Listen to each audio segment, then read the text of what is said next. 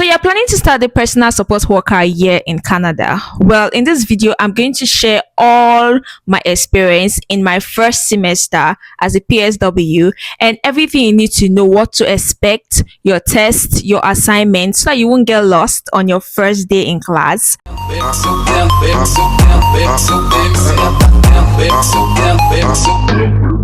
So first and first, if you're coming to Canada to study PSW, you obviously know what PSW is. So basically, what do they normally do in Canada? They are just like nurse assistants. Personal support worker simply means is an healthcare professional, and you need a certificate for that. They basically just take care of patients, individuals who cannot take care of themselves, basically, especially for those who are elderly, ill, or have disabilities. The PSWs, they can work in a long-term care, hospitals, private residence, assisted living facility, community care center. A first semester overview, how everything was like for me when I started the program. First and first, they normally send like you have to like pay your school fees for you to get your timetable, and then you be able to attend your classes and know when you have classes, basically. So we have both online and physical class, and we also have lab. You normally go to lab like twice a week. Basically depends on the college where you gain your admission, but based on my experience, I'm just going to tell you what I have experienced during this past. Now the first week when I resumed was very hectic, very stressful. I literally cried, you all, because there's a lot of tests you need to do as a personal support worker, and it's basically because we are working in the healthcare facilities. So we have a lot of tests to do. There's COVID tests, there's MMRO, hepatitis B. Even before you resume, probably if your classes is starting spring or summer, and you came in to Canada on time, I feel like it's better you start your test on time. It saves you a lot of time because normally there's a deadline for this test, and I don't know about your college, but my college had a deadline, so we had to do all this testing in the hospital and upload it online on your college website. A lot of people did their test from Nigeria coming, and if you've not taken COVID test, I would recommend you take your COVID test from your home country before coming here, so that when you come here, all you need to do is to just change it to Canada setting. That's all you need to do. Save you from a lot of stress. Basically, I did not really know, I was not aware of all these tests, but one thing I am grateful for was that I was able to do my COVID-19 tests in Nigeria before I got here. And another thing I made sure to do was because I had an elder sister here, and one thing I ensure I did was I messaged all my professors. I just sent them like, I can't wait to meet you. I am glad. Like, I hope this semester and the classes will go well.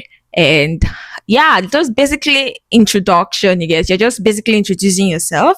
That would also create like a good relationship between you and your professor, basically. So it really works. I don't know, you could try it. It's just a suggestion. My classes were structured in two ways: online and physical classes. It all depends on your college, like I would say.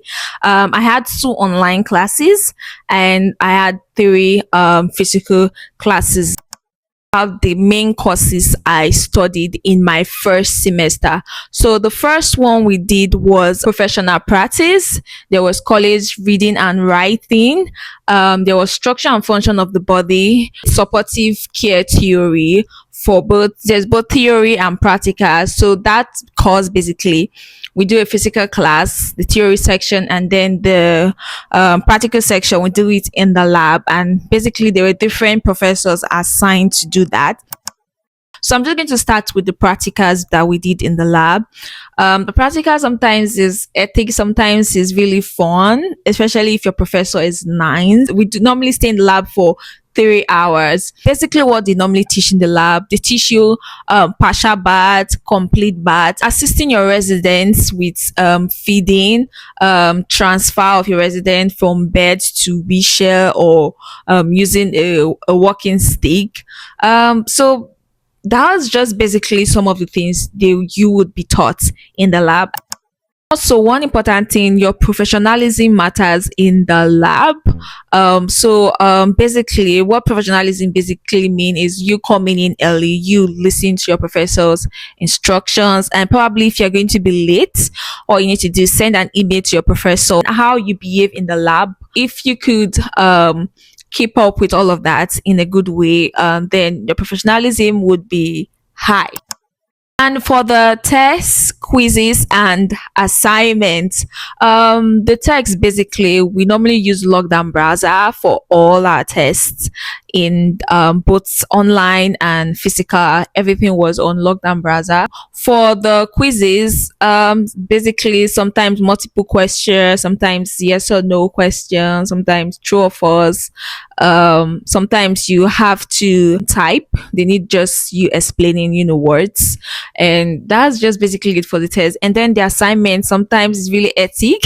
For college reading and writing, I really had an hard time. I won't say it was so hard, but some of the assignments were so difficult. When we started the course, it was kind of easy, but when we got to using library search, everything became so hectic. At some point, I started having low mark in my assignment, but I was still able to meet up, and I had an A in that course. So period. If I can do it, you can do it as well. So that is that for the assignment basically. And sometimes you have individual assignments, sometimes you have group assignments. So it's very, very important what group you are put into. Very, very important, because I have had some worst experience with some groups, but that will be for later. But you need to be very mindful of the group you're in. Like once you are in your class, you need to be observant. Like be very observant, because your group, the people in your group is going to actually affect the type of grade you're going to have, if your grade is going to be high or low. So be very mindful of the group you're going to be in. If you're not comfortable with your group members, you can email your professor or talk to your professor physically in class that, oh, this is this, and I would love to change my group. So the earlier the better. So that's basically it. But you need to talk to your professor in a professional manner. Let's talk about my personal tips for passing your test, your assignment basically very well. I would say if you're given an assignment, don't procrastinate.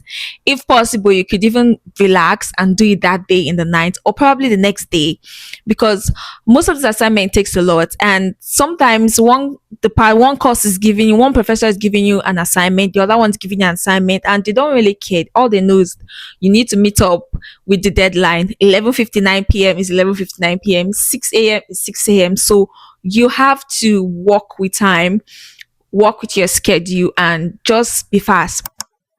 So basically, you might be wondering, oh, what do we normally use? We normally use mannequins for as form of residents, and basically in my lab, we are normally paired into two, and probably if someone is not around, then we pair into three. So that's how we work. So when we want to do feeding, there was something my professor did that I kind of liked, made it look even more physical and more interesting. We had to pair individually. I brushed someone's teeth, my other classmate brushed my teeth, and we fed each other. So she told us to bring something like something soft, something like fluid. So we both brought yogurts, and it was really, really easy. And those yogurts are for people that are having chewing disorder that probably cannot chew solid. So you just have to feed your patients with liquid for them to be able to like swallow. So it was basically really, really interesting, because we were doing it physically, not using the mannequins. Instead, we were using real person. Talking about when you're making the bed of the residents, the bed making is very important. Some patients do not really like when their bed is rampant, so you have to make it very well, and you need to maintain body mechanics. Make sure the bed is on the high esteem. It all depends on your height. Probably if you're a very tall person, the bed should probably be here on your waist to maintain body mechanics. My challenges and how I manage with time and everything. Firstly, I would say when I came to Canada and I started studying PSW, I'm I'm very, very used to the Nigeria way of writing exams and tests. We normally use biro, paper. So when I came here and they were like, okay, you're going to do both tests exam, assignment, everything on your laptop. I'm like, what? I was kind of like, I did not really expect. I would say it took me not so much time, just it took me some time to like adjust with using the old system, downloading the school website, writing, typing with it's just a whole lot. Something you normally don't do, you get, and now you're doing it. So it was a whole lot transitioning to paper to laptop, techie. So it was a whole lot. And for my time management, basically what really helped me during this first semester, I would say God. Um God has just really been there for me during this whole semester. God needs to be your number one person in whatever you're doing. And secondly, I would say I was very determined. I was very determined. I just wanted to do well in all my courses because we are paying a lot as international students. I make sure I do my assignments on time. And sometimes if I know, oh, if I come back home, I will be sleepy or I will feel so lazy, what I do, I have to stay back in school. I go to the library and I do all my stuff. There's one time I stayed in school for up to like 5 hours just to make sure because I had like three assignments to submit. And so I had to like fasting up to do this, do that. So it was a whole lot. So that was basically what helped me. So if you know you're like a lazy kind of person, like, oh, if you know, if you come back home, you would basically not even touch your assignment or anything. All you have to do, you could stay in the library or stay in one of your classes and do your stuff before getting back up. Determination is also one thing. And yeah, I was able to have whole A's in my courses. Yeah, I did. So you can do it as well. You just need to be strong, put God first in whatever you're doing, and yeah, you got it, baby girl, period. If you need a material aside from the your courses materials, your slides, there is a PSW, personal support worker, Sorrentino textbook, fifth edition, that was given to us here in my college. So I don't know if you'll be giving, if I don't know if your college would give you that as well, but I think that should be made available in every college you're going to. But if you want, I could also send it or post the link in my description. That's if so, if you're interested, you could like just say it in the comment section. I can, drop it there for you. There are two things we normally do in the lab for exams and whatever. There is skills check tests. There's skills check test 1, there's skills check test 2, there is final skills test 2, and there's midterm final skills test too. Yeah, basically. So the first skills test is all about transferring your patient from bed to wheelchair, how to transfer, how to if it's assist, if it's two-person transfer, basically. So that's for the first one. And then the second one basically is partial baths, full baths. So that's basically it. And how to positioning as well, positioning your patient. Probably if your patient has a sore or is complaining of back pain, how to position your pillows, how to make your client comfortable. And also SBAR. Now what does SBAR means? It means situation, background, assessments, and recommendations. So it's basically what you would report to your supervisor, your nurse, about the residents, what you observe. Like if your residents have a back pain, you have to report it, and your recommendation, your observation, your objective, and your subjective, basically. I'm just here to tell you about it, and then you're going to experience it physically, and then you get what I'm saying. My experience so far for my first semester has been uh fulfilling. I don't know, that should be the word. I'm so grateful to God that I'm done with first semester and I'm about starting second semester next month. And I'm so open to it because we're going to be doing a lot like placement and going to the long-term care. I got to learn a lot of things, a lot of words, a lot of medical terms. I don't want to say it here, but I got to learn a lot of medical terms, a lot like body mechanics, bar. It's just a lot. And I got to know a lot of things about the human body, like some parts in your body that you basically need to know about. I got to know about all of that. And I hope my experience would also give you a go ahead. Probably if you are doubting to study PSW.